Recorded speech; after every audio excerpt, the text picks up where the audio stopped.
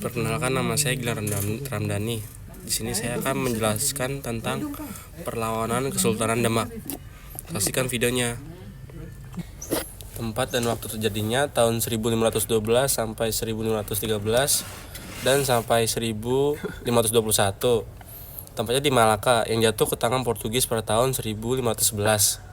Terjadinya karena persaingan perdagangan dan penyebaran agama, terutama setelah Portugis menguasai Malaka pada tahun 1511.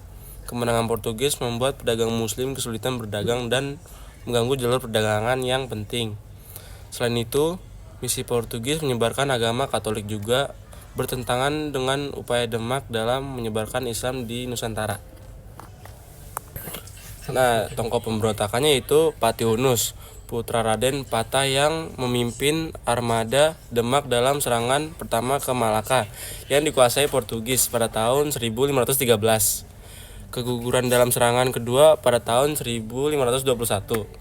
Yang kedua, Fatahillah, panglima perang yang dikenal juga dengan nama Valetehan. Ia pemimpin pasukan Demak dan berhasil merebut Sunda Kelapa dari tangan Portugis pada tahun 1527.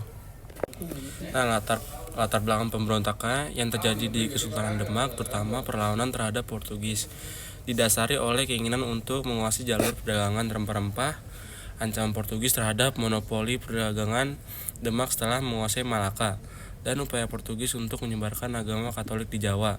Selain itu, terdapat juga perebutan kekuasaan internal akibat persaingan tahta setelah wafatnya Sultan Trenggana. Perlawanan terhadap Portugis, perebutan kontrol perdagangan, jatuhnya Malaka ke tangan Portugis pada tahun 1511 mengancam dominasi perdagangan Sultan Demak di Selat Malaka, yang merupakan jalur penting bagi perdagangan rempah-rempah monopoli gangguan. Portugis berupaya memonopoli perdagangan di Malaka dan mulai mencoba menguasai pelabuhan-pelabuhan kunci di Jawa seperti Sunda Kelapa yang mengganggu aktivitas perdagangan Demak. Misi penyebarannya selain tujuan perdagangan, Portugis juga membawa misi penyebaran agama Katolik yang dianggap mengancam pengaruh Islam di wilayah Demak. Nah, kronologi berjalannya pemberontakan Kesultanan Demak. Yang pertama, pada tahun 1511, Portugis berhasil menguasai Malaka yang memicu kekhawatiran Demak akan ancaman terhadap perdagangan dan pengaruh di Nusantara. Yang kedua, pada tahun 1513, serangan pertama Demak ke Malaka dipimpin oleh Patih Hunus atau Pangeran Sabranglor. Serangan ini gagal karena Portugis memiliki persiapan matang dan benteng yang kuat. Yang ketiga, pada tahun 1521, serangan kedua Demak ke Malaka juga mengalami kegagalan. Patih Hunus gugur dalam pertempuran ini. Yang keempat, pada tahun 1527, Demak melancarkan serangan terhadap armada Portugis yang hendak masuk ke Sunda Kelapa, dipimpin oleh Fatahillah. Serangan ini berhasil mengusir Portugis dan mengambil alih pelabuhan Tasca.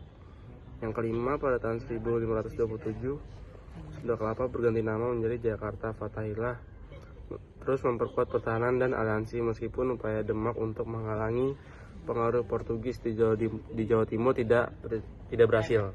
Nah, yang terakhir, berakhirnya pemberontakan dari perlawanannya. Wafatnya Sultan Trenggana pada tahun sekitar 1546 Masehi. Setelah Sultan Trenggana meninggal dalam ekspedisi ke Panarukan, terjadi perebutan tahta antara Sunan Prawoto atau putra Trenggana dan Arya Penangsang atau Adipati Jipang putra Pangeran Sekar Sedalepen. Perang Saudara Demak, Perang Jipang Demak. Konflik ini melemahkan kekuasaan Demak. Akhirnya Arya Penangsang berkuasa di Demak, namun pemerintah tidak stabil dan ditentang oleh banyak pihak, terutama Adipati Pajang, Jaka Tingkir atau Hidiwajaya. Kekalahan Arya Penangsang sekitar pada tahun 1554 sampai 1560 Masehi.